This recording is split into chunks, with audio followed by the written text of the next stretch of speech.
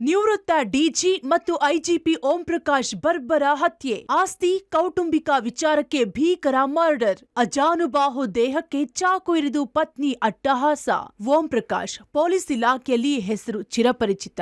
ಖಡಕ್ ಐಪಿಎಸ್ ಅಧಿಕಾರಿಯಾಗಿದ್ದ ಓಂ ಪ್ರಕಾಶ್ ರಾಜ್ಯದ 38ನೇ ಡಿಜಿ ಮತ್ತು ಐಜಿಪಿಯಾಗಿ ಸೇವೆ ಸಲ್ಲಿಸಿ ನಿವೃತ್ತಿಯಾಗಿದ್ರು. ಕೊಲೆಗಟುಕರ ಪಾಲಿಗೆ ಸಿಂಹ ಸ್ವಪ್ನವಾಗಿದ್ದ ಓಂ ಪ್ರಕಾಶ್ ತನ್ನ ಸರ್ವಿಸ್ನಲ್ಲಿ ಅದೆಷ್ಟು ಮರ್ಡರ್ಗಳ ರಹಸ್ಯ ಭೇದಿಸಿದ್ರು. ಆದ್ರೆ ದುರಂತ ಅಂದ್ರೆ ತಮ್ಮ ಪತ್ನಿಯಿಂದಲೇ ಬರ್ಬರವಾಗಿ ಓಂ ಪ್ರಕಾಶ್ ಹತ್ಯೆಯಾಗಿದ್ದಾರೆ. ದೇಹಕ್ಕೆ 8 ರಿಂದ 10 ಬಾರಿ ಚಾಕು ಇರಿತ, 15 ನಿಮಿಷ ವಿಲವಿಲ ಒದ್ದಾಡಿ ಸಾವು. ಕ್ರೈಮ್ ಜಗತ್ತಿನ ಬೆಸ್ಟ್ ಪೊಲೀಸ್ ಆಫೀಸರ್ ಓಂ ಪ್ರಕಾಶ್ರ ಜೀವವನ್ನ ಸಪ್ತಪದಿ ತುಳಿದ ಪತ್ನಿ ಪಲ್ಲವಿ ಉಸಿರು ನಿಲ್ಲಿಸಿದ್ದಾರೆ. ಬೆಂಗಳೂರಿನ ಹೆಚ್ಎಸ್ಆರ್ ಲೇಔಟ್ನ ಅವರ ನಿವಾಸದಲ್ಲಿ ಓಂ ಪ್ರಕಾಶ್ ಕಣ್ಣಿಗೆ ಖಾರದ ಪುಡಿಯನ್ನ ಎರಚಿ ಬೆಡ್ಶೀಟ್ನಿಂದ ಕಟ್ಟಿ ಹಾಕಿ ಚಾಕುವಿನಿಂದ ಇರಿದು ಕೊಲೆಗೈಯಲಾಗಿದೆ. ಪತ್ನಿ ಪಲ್ಲವಿಗೆ ಓಂ ಪ್ರಕಾಶ್ ಮೇಲೆ ಅದ್ಯಾವ ರೀತಿಯ ದ್ವೇಷವಿತ್ತು, ಅದೆಷ್ಟರ ಮಟ್ಟಿಗೆ ಕೋಪವಿತ್ತೋ ಗೊತ್ತಿಲ್ಲ. ಒಂದಲ್ಲ ಎರಡಲ್ಲ, ಬರೋಬ್ಬರಿ 8 ರಿಂದ 10 ಬಾರಿ ಅಜಾನುಬಾಹು ದೇಹಕ್ಕೆ ಚಾಕು ಇರಿದು ಹತ್ಯೆಗೈದಿದ್ದಾರೆ. ಹೊಟ್ಟೆ ಭಾಗಕ್ಕೆ ಸುಮಾರು 4 ರಿಂದ 5 ಬಾರಿ ಚಾಕು ಇರಿಯಲಾಗಿದೆ. ಇದರಿಂದ ಕೆಳಗಿನ ಮಹಡಿಯ ಹಾಲ್ ತುಂಬಾ ರಕ್ತ ಸಿಕ್ತವಾಗಿತ್ತು. ಈ ವೇಳೆ ಓಂ ಪ್ರಕಾಶ್ ಸುಮಾರು 15 ರಿಂದ 20 ನಿಮಿಷಗಳ ಕಾಲ ಒದ್ದಾಡಿದ್ದಾರೆ. ಓಂ ಪ್ರಕಾಶ್ ಮೃತದೇಹ ಎಷ್ಟು ಭಯಂಕರವಾಗಿತ್ತು ಅಂದ್ರೆ ಇಡೀ ದೇಹ ರಕ್ತದ ಮಡುವಿನಲ್ಲಿ ತೊಯ್ದು ಹೋಗಿತ್ತು. ಇನ್ನು ಕೊಲೆಯಾದ ಸಮಯದಲ್ಲಿ ಪುತ್ರಿ ಕೃತಿ 3ನೇ ಮಹಡಿಯಲ್ಲಿದ್ರೆ ಪುತ್ರ ಕಾರ್ತಿಕೇಶ್ ಮನೆಯಲ್ಲಿ ಇರಲಿಲ್ಲ ಎನ್ನಲಾಗಿದೆ. ಓಂ ಪ್ರಕಾಶ್ ರಾವ್ ಪತ್ನಿ ಪಲ್ಲವಿ ಜೊತೆಗೆ ಅವರ ಮಗಳು ಕೃತಿ ಕೂಡ ಮಾನಸಿಕ ಖಿನ್ನತೆಯಿಂದ ಬಳಲ್ತಿದ್ರು ಅನ್ನೋ ಒಂದು ವಿಚಾರ ಪೊಲೀಸ್ ತನಿಖೆಯಲ್ಲಿ ಗೊತ್ತಾಗಿದೆ. ನಿನ್ನೆ ಮರ್ಡರ್ ಆದಂತಹ ಬಳಿಕ ಈಕೆ ತನ್ನ 3ನೇ ಮಹಡಿಯ ಮನೆಗೆ ಹೋಗಿ ಸೇರ್ಕೊಂಡಿದ್ಲು. ರೂಮ್ನಲ್ಲಿ ಲಾಕನ್ನು ಮಾಡ್ಕೊಂಡಿದ್ಲು. ಪೊಲೀಸರು ಹೋಗಿ ಆಕೆಯನ್ನು ಬಾಗಿಲನ್ನು ತೆಗೆಸುವ ಕೆಲಸವನ್ನು ಮಾಡಿದರೂ ಕೂಡ ಆಕೆ ಬಾಗಿಲನ್ನು ಯಾವುದೇ ಕಾರಣಕ್ಕೂ ತೆಗೆಯೋದಿಲ್ಲ. ಬಲವಂತವಾಗಿ ಬಾಗಿಲನ್ನು ತೆಗೆಸಿದಂತಹ ಸಂದರ್ಭದಲ್ಲಿ ಇಡೀ ರೂಮ್ ತುಂಬ ಗಲಗಲೀಜಾಗಿತ್ತು. ಅದ್ರ ಜೊತೆಗೆ ಸಿಗರೇಟ್ ತುಂಡುಗಳು ಇಡೀ ರೂಮ್ನಲ್ಲಿ ಬಿದ್ದಿದ್ದು ಅನ್ನೋ ವಿಚಾರಗಳು ಗೊತ್ತಾಗ್ತಿದೆ. ಅದ್ರ ಜೊತೆಗೆ ಆಕೆ ಕೂಡ ತುಂಬ ಗಲೀಜಾಗಿದ್ಲು. ಸ್ನಾನ ಮಾಡಿ ತುಂಬ ದಿನಗಳಾಗಿತ್ತು, ದುರ್ವಾಸನೆಯನ್ನು ಬೀರ್ತಿದ್ಲು ಅಂತೇಳಿ. ನಿನ್ನೆ ಕೊಲೆಯಾದಂತಹ ಬಳಿಕ ಓಂ ಪ್ರಕಾಶ್ ಪುತ್ರ ಕಾರ್ತಿಕೇಶ್ ಇಂದ ಒಂದು ದೂರನ್ನು ಪೊಲೀಸರು ಪಡ್ಕೊಂಡಿದ್ರು. ಆ ದೂರಿನಲ್ಲಿ ಸ್ವತಃ ಕಾರ್ತಿಕೇಶ್ ಉಲ್ಲೇಖವನ್ನು ಮಾಡಿದ್ದಾರೆ. ನನ್ನ ತಂಗಿ ಹಾಗೆ ತಾಯಿ ಇಬ್ಬರು ಕೂಡ ಮಾನಸಿಕ ಖಿನ್ನತೆಯಿಂದ ಬಳಲ್ತಿದ್ರು. ನನ್ನ ತಂದೆಯನ್ನು ಕೊಲೆ ಮಾಡ್ತೀವಿ ಅಂತ ಹೇಳ್ತಿದ್ರು. ಅವರು ಕೊಲೆ ಮಾಡಿರಬಹುದು ಅನ್ನೋ ಶಂಕೆಯನ್ನು ದೂರಿನಲ್ಲಿ ಇವರು ವ್ಯಕ್ತಪಡಿಸಿದರು. ಹೀಗಾಗಿ ಇಬ್ಬರ ಮೇಲೆ ಎಫ್ಐಆರ್ ದಾಖಲಾಗಿ ಇದೀಗ ಇಬ್ಬರನ್ನು ಕೂಡ ಅರೆಸ್ಟ್ ಮಾಡುವ ಕೆಲಸವನ್ನ ಮಾಡಲಾಗಿದೆ. ತಾಯಿ ಮತ್ತು ತಂಗಿ ವಿರುದ್ಧ ಓಂ ಪ್ರಕಾಶ್ ಪುತ್ರ ದೂರು. ಬಿಯರ್ ಬಾಟಲ್ ಮತ್ತು ಚಾಕುವಿನಿಂದ ಇರಿದು ಕೊಲೆ. ಓಂ ಪ್ರಕಾಶ್ ಹತ್ಯೆ ಪ್ರಕರಣಕ್ಕೆ ಸಂಬಂಧಿಸಿದಂತೆ ತಾಯಿ ಪಲ್ಲವಿ ಹಾಗೂ ಪುತ್ರಿ ಕೃತಿ ಇಬ್ಬರ ವಿರುದ್ಧ ಎಫ್ಐಆರ್ ದಾಖಲಾಗಿದೆ. ಓಂ ಪ್ರಕಾಶ್ ಅವರ ಪುತ್ರ ಕಾರ್ತಿಕೇಶ್ ನೀಡಿದ ದೂರಿನ ಮೇರೆಗೆ ಪಲ್ಲವಿ ಹಾಗೂ ಕೃತಿ ಅವರನ್ನ ಪೊಲೀಸರು ಬಂಧಿಸಿದ್ದಾರೆ. ಕಳೆದ 1 ವಾರದಿಂದ ತಾಯಿ ಪಲ್ಲವಿ ಕೊಲೆ ಬೆದರಿಕೆ ಹಾಕ್ತಿದ್ರು. ಇದರಿಂದ ಸಹೋದರಿ ಸರಿತಾ ಅವರ ಮನೆಗೆ ಓಂ ಪ್ರಕಾಶ್ 2 ದಿನಗಳ ಹಿಂದೆ ಹೋಗಿದ್ರು. ವಾಪಸ್ ಮನೆಗೆ ಬಂದಾಗ ಕೊಲೆ ನಡೆದಿದೆ ಎಂದು ಎಫ್ಐಆರ್ನಲ್ಲಿ ಉಲ್ಲೇಖವಾಗಿದೆ. ಇನ್ನು ಎಫ್ಐಆರ್ನಲ್ಲಿ ಏನಿದೆ ಅಂತ ನೋಡೋಣ. ತಾಯಿ ತಂಗಿ ವಿರುದ್ಧ ದೂರು. ನನ್ನ ತಾಯಿಯಾದ ಶ್ರೀಮತಿ ಪಲ್ಲವಿ ನಮ್ಮ ತಂದೆ ನಿವೃತ್ತ DG and IGP Om Prakash ರವರಿಗೆ ಕಳೆದ 1 ವಾರದಿಂದ ಕೊಲೆ ಬೆದರಿಕೆ ಹಾಕುತ್ತಿದ್ದರಿಂದ ತಂದೆಯವರು ಅವರ ಸಹೋದರಿಯಾದ ಸರಿತಾ ಕುಮಾರಿಯವರ ಮನೆಯಲ್ಲಿ ವಾಸ ಇದ್ದರು. ನಂತರ ನನ್ನ ತಂಗಿಯಾದ ಕುಮಾರಿ ಕೃತಿಯವರು 2 ದಿನಗಳ ಹಿಂದೆ ಸರಿತಾ ಕುಮಾರಿಯವರ ಮನೆಗೆ ಹೋಗಿ ನಮ್ಮ ತಂದೆ ಓಂ ಪ್ರಕಾಶ್ ಅವರನ್ನು ಮರಳಿ ಮನೆಗೆ ಬರುವಂತೆ ಪೀಡಿಸಿ ಬಂದಿದ್ಲು. ನಿನ್ನೆ ಸಂಜೆ ಸುಮಾರು 5 ಗಂಟೆಗೆ ನಾನು ದೊಮ್ಮಲೂರಿನಲ್ಲಿರುವ ಕರ್ನಾಟಕ ಗಾಲ್ಫ್ ಅಸೋಸಿಯೇಷನ್ನಲ್ಲಿ ಇರಬೇಕಾದ್ರೆ ನಮ್ಮ ಪಕ್ಕದ ಮನೆಯವರು ಕರೆ ಮಾಡಿ ನಿಮ್ಮ ತಂದೆ ಓಂ ಪ್ರಕಾಶ್ ದೇಹ ಕೆಳಗಡೆ ಬಿದ್ದಿರುತ್ತದೆ ಅಂತ ತಿಳಿಸಿದರು. ತಕ್ಷಣ ನಾನು ಸುಮಾರು 5:45 ವೇಳೆಗೆ ಮನೆಗೆ ಬಂದು ನೋಡಿದಾಗ ಮನೆಯಲ್ಲಿ ಪೊಲೀಸರು ಇದ್ದರು. ನಮ್ಮ ತಂದೆಯವರ ತಲೆಗೆ ಮತ್ತು ಮೈತುಂಬ ರಕ್ತವಾಗಿತ್ತು. ದೇಹದ ಪಕ್ಕದಲ್ಲಿ ಹೊಡೆದಿರುವ ಬಾಟಲ್ ಮತ್ತು ಚಾಕು ಇದ್ವು. ನಂತರ ನಮ್ಮ ತಂದೆಯವರ ದೇಹವನ್ನು ಸೇಂಟ್ ಜಾನ್ಸ್ ಆಸ್ಪತ್ರೆಗೆ ತೆಗೆದುಕೊಂಡು ಹೋಗಲಾಯಿತು. ನಮ್ಮ ತಾಯಿ ಶ್ರೀಮತಿ ಪಲ್ಲವಿ, ತಂಗಿ ಕೃತಿ ಖಿನ್ನತೆಯಿಂದ ಬಳಲುತ್ತಿದ್ದು ಪ್ರತಿನಿತ್ಯ ನಮ್ಮ ತಂದೆಯೊಂದಿಗೆ ಜಗಳ ಮಾಡ್ತಾ ಇದ್ರು. ನಮ್ಮ ತಾಯಿ ಪಲ್ಲವಿ ಮತ್ತು ತಂಗಿ ಕೃತಿ ನಮ್ಮ ತಂದೆಯನ್ನ ಕೊಲೆ ಮಾಡಿರುವ ಬಗ್ಗೆ ಶಂಕೆ ಇದ್ದು ಈ ಬಗ್ಗೆ ಕಾನೂನು ಕ್ರಮ ಜರುಗಿಸಬೇಕು.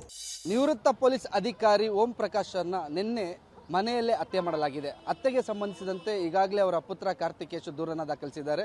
ಎಫ್ಐಆರ್ ಕೂಡ ಆಗಿದೆ. HSR ಲೇಔಟ್ ಪೊಲೀಸರು ಈ ಕೇಸ್ಗೆ ಸಂಬಂಧಿಸಿದಂತೆ ಓಂ ಪ್ರಕಾಶ್ ಅವರ ಪತ್ನಿ ಪಲ್ಲವಿ ಮತ್ತು ಪುತ್ರಿಯಾಗಿರುವಂತಹ ಕೃತಿಯನ್ನು ಬಂಧಿಸಿ ವಿಚಾರಣೆ ನಡೆಸ್ತಾ ಇದ್ದಾರೆ.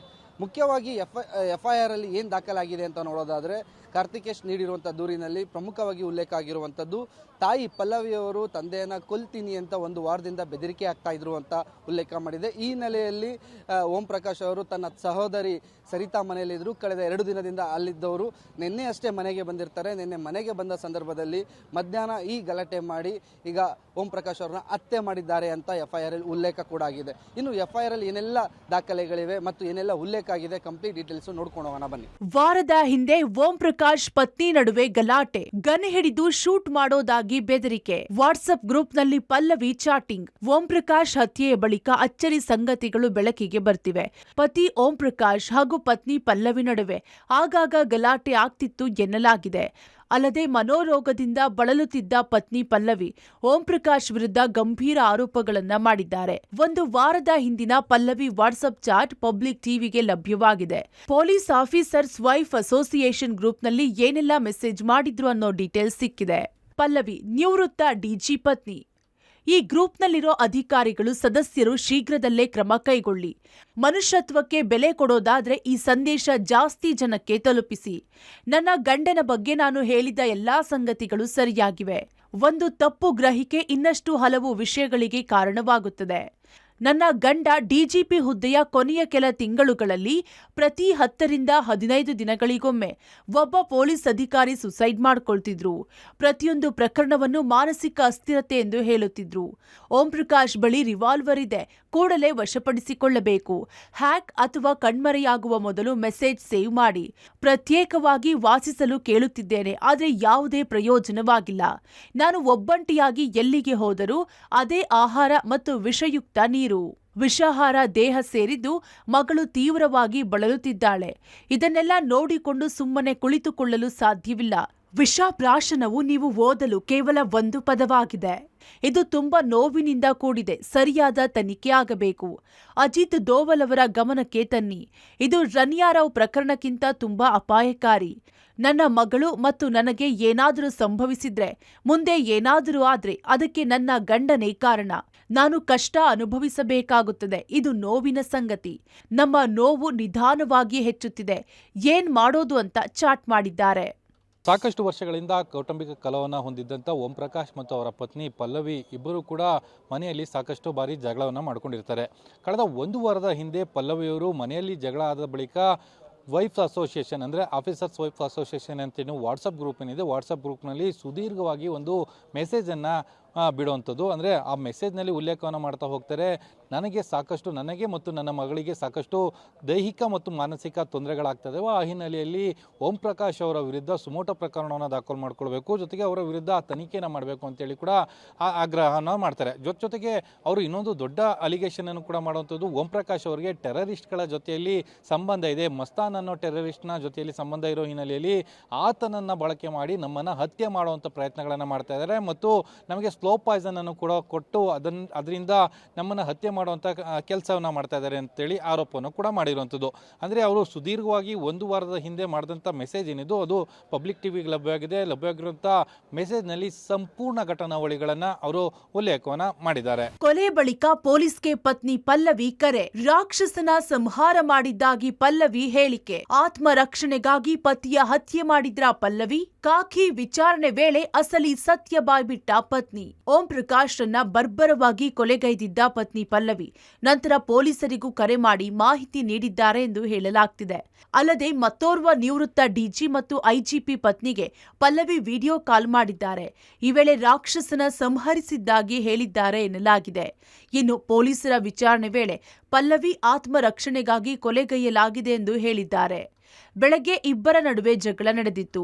ಗಲಾಟೆ ವಿಕೋಪಕ್ಕೆ ತಿರುಗಿತ್ತು. ನಮ್ಮ ಕೊಲೆಗೆ ಓಂ ಪ್ರಕಾಶ್ ಯತ್ನಿಸಿದ್ರು. ನಮ್ಮ ಜೀವ ಉಳಿಸಿಕೊಳ್ಳಲು ನಾವು ಹೋರಾಡಿದ್ದೆವು. ಬಳಿಕ ಖಾರದ ಪುಡಿ ಹಾಗೂ ಅಡುಗೆ ಎಣ್ಣೆ ಹಾಕಿದ್ದೆವು. ಕೈಕಾಲು ಕಟ್ಟಿ ಚಾಕುವಿನಿಂದ ಚುಚ್ಚಿದೆವು ಎಂದು ಓಂ ಪ್ರಕಾಶ್ ಪತ್ನಿ ಪಲ್ಲವಿ ತನಿಖಾ ಅಧಿಕಾರಿಗಳ ಮುಂದೆ ಹೇಳಿದ್ದಾರೆ ಎನ್ನಲಾಗಿದೆ. ಕೌಟುಂಬಿಕ ಕಲಹದಿಂದ ಬರ್ಬರವಾಗಿ ತನ್ನ ಪತಿಯನ್ನು ಹತ್ಯೆ ಮಾಡಿದ ಬಳಿಕ ವಿಡಿಯೋ ಕಾಲ್ನ ಮೂಲಕ ತನ್ನ ಸ್ನೇಹಿತೆ ಅಂದರೆ ಮತ್ತೋರ್ವ ನಿವೃತ್ತ ಡಿಜಿಯವರ ಪತ್ನಿಗೆ ವಿಡಿಯೋ ಕರೆಯನ್ನು ಮಾಡಿ ನಾನು ಮಾನ್ಸ್ಟರ್ ಏನಿದ್ದಾರೆ ಆತನನ್ನು ಕೊಲೆ ಮಾಡಿದ್ದೇನೆ ನೋಡುವಂತೇಳಿ ಆ ಮೃತದೇಹವನ್ನು ಆಕೆಗೆ ವಿಡಿಯೋ ಕಾಲ್ನ ಮೂಲಕ ತೋರಿಸಿರೋಂಥದ್ದು. ಅದಾದ ಬಳಿಕ ಪೊಲೀಸರಿಗೆ ಆ ಮಾಹಿತಿ ಕೂಡ ರವಾನೆ ಆಗುತ್ತೆ. ಯಾಕೆಂದರೆ ಡಿ ಜಿ ಅವರ ಪತ್ನಿಗೆ ಮಾಹಿತಿಯನ್ನು ನೀಡಿರ್ತಾರೆ. ಡಿ ಜಿ ಅವರ ಪತ್ನಿಯ ಮೂಲಕ ಒಂದು ಮಾಹಿತಿ ರವಾನೆ ಆಗುವಂಥದ್ದು. ಆ ರವಾನೆ ಆದಂಥ ಮಾಹಿತಿಯನ್ನು ಆಧರಿಸಿ ಪೊಲೀಸರು ಸ್ಥಳಕ್ಕೆ ಬಂದಾಗ ರಕ್ತದ ಮಡುವಿನಲ್ಲಿ ಓಂ ಪ್ರಕಾಶ್ ಅವರ ಮೃತದೇಹ ಬಿದ್ದಿತ್ತು. ಅದನ್ನು ತಕ್ಷಣವೇ ಸ್ಥಳೀಯ ಆಸ್ಪತ್ರೆಗೆ ರವಾನೆಯನ್ನು ಮಾಡಿದರೂ ಕೂಡ ಅಂದರೆ ಆಲ್ರೆಡಿ ಮನೆ ಒಳಗಡೆನೆ ಅವರ ಪ್ರಾಣ ಹೋಗಿತ್ತು ಅನ್ನೋದ್ರ ಬಗ್ಗೆ ಕನ್ಫರ್ಮೇಷನನ್ನು ವೈದ್ಯರು ಕೊಟ್ಟಿರ್ತಾರೆ. ಆದರೂ ಕೂಡ ಮೃತದೇಹವನ್ನು ತೆಗೆದುಕೊಂಡು ಹೋಗುವಂಥ ಸಂದರ್ಭದಲ್ಲೂ ಕೂಡ ಒಂದಷ್ಟು ಮಾಹಿತಿಗಳು ಕೂಡ ಬಹಿರಂಗ ಆಗ್ತಾ ಇರೋಂಥದ್ದು. ಅಂದರೆ ಯಾವಾಗ ಪತಿಯನ್ನು ಹತ್ಯೆಯನ್ನು ಮಾಡ್ತಾರೆ, ಹತ್ಯೆಯನ್ನು ಮಾಡಿದ ಬಳಿಕ 3ನೇ ಫ್ಲೋರ್ಗೆ ಹೋಗಿ ತನ್ನ ಮಗಳ ಕೊಠಡಿಯಲ್ಲಿ ಅವರು ಉಳ್ಕೊಂಡಿದ್ರು ಅನ್ನೋದ್ರ ಬಗ್ಗೆ ಕೂಡ ಸದ್ಯಕ್ಕೆ ಮಾಹಿತಿಗಳು ಸಿಗ್ತಾ ಇರೋಂಥದ್ದು. ಪೊಲೀಸರು ತನಿಖೆಯನ್ನು ಮಾಡ್ತಾರೆ. ತನಿಖೆಯನ್ನು ಮಾಡಿದ ಬಳಿಕ ಇನ್ನೊಂದಷ್ಟು ಮಾಹಿತಿಗಳು ಕೂಡ ಬಹಿರಂಗ ಆಗಬೇಕಾದಂಥದ್ದು. ಇನ್ನು ಪ್ರಕರಣ ಕುರಿತು ಗೃಹ ಸಚಿವ ಪರಮೇಶ್ವರ್ ಪ್ರತಿಕ್ರಿಯಿಸಿದ್ದಾರೆ. ಓಂ ಪ್ರಕಾಶ್ ಒಳ್ಳೆಯ ಅಧಿಕಾರಿಯಾಗಿದ್ರು. ಪ್ರಕರಣ ಕುರಿತು ತನಿಖೆ ನಡೆಯುತ್ತಿದೆ. ಎಲ್ಲ ಆಯಾಮದಲ್ಲಿಯೂ ತನಿಖೆ ನಡೆಯುತ್ತೆ. ಕೊಲೆಗೆ ಏನು ಕಾರಣ ಅನ್ನೋದನ್ನ ಊಹೆ ಮಾಡಿ ಹೇಳೋದಕ್ಕೆ ಆಗಲ್ಲ ಎಂದಿದ್ದಾರೆ. ನಿವೃತ್ತ director general of police Shri Om Prakash ಅವರು ಹತ್ಯೆ ಆಗಿದೆ. ಅದು ಅವರ ಶ್ರೀಮತಿಯವರು ಮಾಡಿದ್ದಾರೆ ಅಂತೇಳಿ ಹೇಳ್ತಿದ್ದಾರೆ. ಇನ್ನು ತನಿಖೆ ಮಾಡ್ತಾ ಇದ್ದಾರೆ. ತನಿಖೆಯಲ್ಲಿ ಏನು ವಿಚಾರಗಳು ಬರುತ್ತೆ ಅಂತ ಹೇಳಿ ನಾವು ಕಾಯ್ದು ನೋಡಬೇಕಾಗತ್ತೆ. ಮೇಡಮ್ ಒಬ್ಬ ಒಳ್ಳೆಯ ಅಧಿಕಾರಿ, ಒಳ್ಳೆಯ ವ್ಯಕ್ತಿ. ಈಗ ಈ ರೀತಿ ಆಗಬಾರ್ದಾಗಿತ್ತು. ಏನಕ್ಕಾಗಿದೆ ಅದೆಲ್ಲ ಕೂಡ ತನಿಖೆ ಆದಮೇಲೆ ಗೊತ್ತಾಗುತ್ತೆ. ಗೊತ್ತಿಲ್ಲ, ನಾವು ಯಾವುದು ಕೂಡ ಇದೇ ಕಾರಣ ಅಂತ ಹೇಳಕ್ಕೆ ಬರೋದಿಲ್ಲ. ತನಿಖೆ ಆಗೋವರೆಗೂ ಕೂಡ ನಾವು ಯಾವುದನ್ನು ಕೂಡ ನಿರ್ದಿಷ್ಟವಾಗಿ ಹೇಳಕ್ಕೆ ಬರೋದಿಲ್ಲ. ಒಟ್ನಲ್ಲಿ ಬಿಹಾರದಲ್ಲಿ ಹುಟ್ಟಿ ಕರ್ನಾಟಕದಲ್ಲಿ ಖಡಕ್ ಪೊಲೀಸ್ ಅಧಿಕಾರಿಯಾಗಿದ್ದ ಓಂ ಪ್ರಕಾಶ್ ಬಾಳ ಸಂಗಾತಿಯಿಂದಲೇ ಕೊಲೆಯಾಗಿದ್ದು ನಿಜಕ್ಕೂ ದುರಂತವೇ ಸರಿ. ಕೊಲೆಗೆ ಅಸಲಿ ಕಾರಣ ಏನು ಅನ್ನೋದು ತನಿಖೆಯಿಂದಷ್ಟೇ ಗೊತ್ತಾಗಬೇಕಿದೆ. News desk, public TV.